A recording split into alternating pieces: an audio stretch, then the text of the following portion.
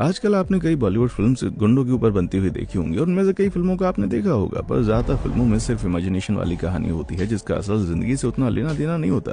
और आज के इस वीडियो में हम आपको एक ऐसे गुंडे की कहानी बताने जा रहे हैं जिसकी असल जिंदगी में क्या कहें, ये जिंदगी भी कोई फिल्मों से कम नहीं थी। जिस उम्र में हम और आप खेल कूद करते ना, उस उम्र में इसने अपनी पूरी गैंग बना ली थी और एक समय ऐसा भी था कि इसके नाम से इसके दुश्मन कांपते थे, पर इसकी मौत बड़ी दर्दनाक हुई थी। आपको बता दें, हम उज्जैन के जाने माने गैंगस्टर दुर्लभ कश्यप की बात कर रहे हैं। दुर्लभ कश्यप का जन्म मध्य प्रदेश के उज्जैन में 8 नवंबर 2000 में हुआ था।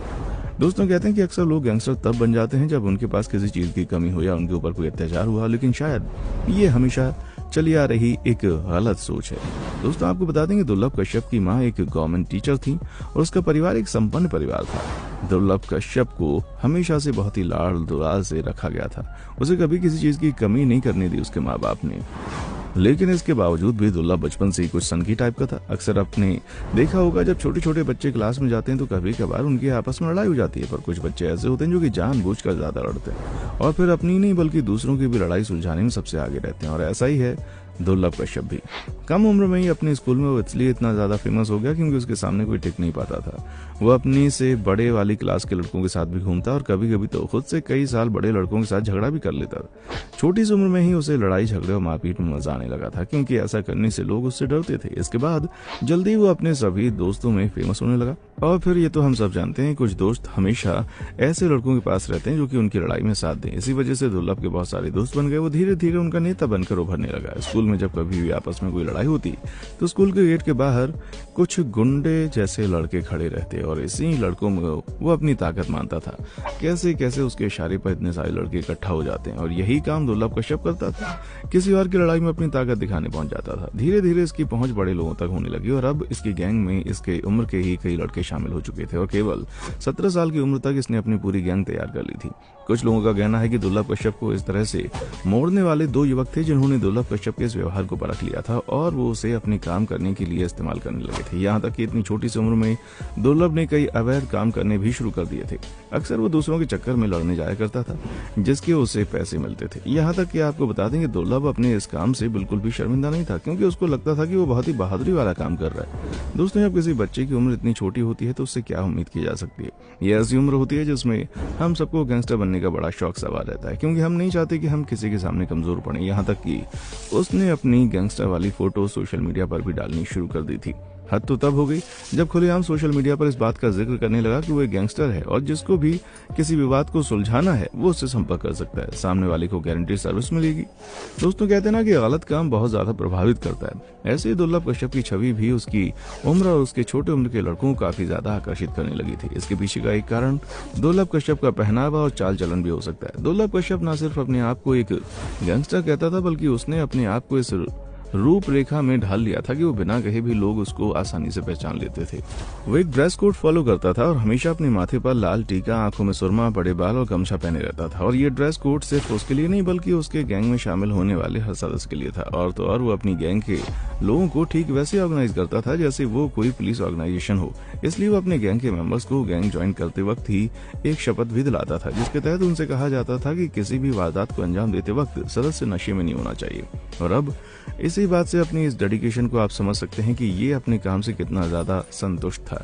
दुर्लभ धीरे धीरे अपने क्राइम का क्षेत्र बढ़ाता जा रहा था। उसमें हर तरह की वारदातें सामने आने लगी, जैसे कि लूटपाट, कार का शीशा तोड़कर उसमें रखे सामान को उड़ा लेना, लोगों से वसूली करना, किसी के फंसे हुए पैसे निकालना। और इस तरह से दुर्लभ जल्दी ही न सिर्फ लोगों में बल्कि पुलिस की नजरों में भी बहुत ज्यादा चढ़ चुका था।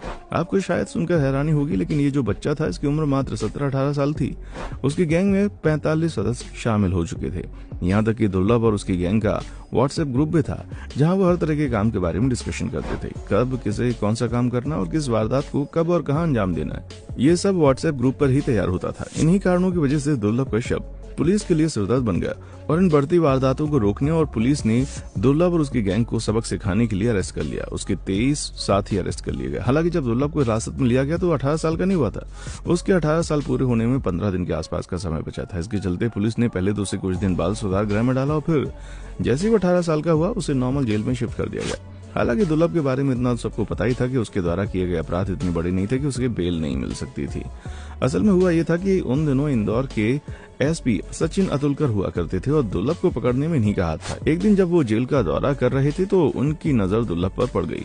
उन्होंने दुर्लभ को ये बताया कि अगर वो चाहे तो उसे आसानी से बेल मिल सकती है, लेकिन साथ ही उन्होंने ये भी कहा कि जिस रास्ते पर वो आगे बढ़ चुका है अब वहां से वापस आना उसके लिए काफी मुश्किल होगा और सबसे ज्यादा खतरा उसकी जान को बाहर ही है, क्योंकि जेल में तो फिर भी पुलिस वालों की निगरानी में रहेगा, लेकिन बाहर उसके पुराने दुश्मन उसका इंतजार कर रहे हैं और जाहिर सी बात है वहां उनको रोकने वाला भी कोई नहीं होगा। शायद एसपी साहब की बात दुर्लभ को समझ में आ गई और उसने भी कभी बेल का प्रयास नहीं किया। असल में देखा जाए तो दुर्लभ को उसकी जरूरत ही नहीं थी, क्योंकि वो आराम से जेल में बैठे बैठे भी अपना काम कर रहा था और उसके गैंग के सारे सदस्य अभी भी वो सारे अवैध काम आसानी से कर रहे थे। लेकिन तभी देश में कोविड महामारी फैल गई और ये तो हम सब ने देखा कि महामारी के दौरान क्या परिस्थिति हो गई। पुलिस की जेलों का भी यही हाल था। जेल में ओवरक्राउड होने की वजह से कोविड महामारी के दौरान ये डिसाइड किया गया कि छोटे मोटे अपराध करने वाले कैदियों को फिलहाल रिहा कर दिया जाए और अगर जरूरत पड़ी तो उन्हें वापस से अरेस्ट कर लिया जाएगा। तो इसी के चलते 2020 में दुर्लभ को रिहा कर दिया गया। वैसे में ये सोचना कि दुर्लभ आगे कोई अवैध काम नहीं करेगा ये तो सरासर बेवकूफी हो जाएगी, क्योंकि अभी भी उसका गैंग वैसे ही चल रहा था। लेकिन फिलहाल के लिए दुर्लभ ने इंदौर छोड़कर अपनी माँ के पास जाना सही समझा और वो उज्जैन चला गया। फिर धीरे धीरे उज्जैन में आकर वो दोबारा वैसे ही अपने दोस्तों के साथ बाहर घूमना, नशा करना और रात भर आवारागर्दी करने लगा। हालांकि वो रहता अपनी माँ के साथ ही था, लेकिन अक्सर वो रात में बाहर निकल जाया करता था। शायद ये सब करते वक्त उसको इस बात का अंदाजा नहीं था कि उसने कितने दुश्मन बना लिए हैं और उसके साथ कभी भी कोई भी कांड हो सकता है। दुर्लभ कश्यप अभी भी अपने दोस्तों पर ही विश्वास करता था और अपने गैंग के सदस्यों के साथ अक्सर मीटिंग करता रहता था। एक दिन घर पर खाना खाने के बाद दुर्लभ ने फिर से शाम को बाहर जाने का प्लान बनाया और निकल गया रात को चाय पीने। दुर्लभ और उसके 4 दोस्त रात में 1:30 या 2 बजे के आसपास चाय पी रहे थे कि तभी वहां पर दुर्लभ एक पुराना दुश्मन आकर खड़ा हो गया। दुर्लभ के दुश्मन का नाम शाहनवाज था और शाहनवाज वहां अपने 12 साथियों के साथ आया था। शाहनवाज और दुर्लभ की दुश्मनी बहुत पुरानी थी और शायद शाहनवाज वहां इसी उम्मीद से आया था कि वो आज दुर्लभ को खत्म कर देगा, इसलिए उसके सारे साथियों और उसके पास चाकू थे, कई हथियार भी थे।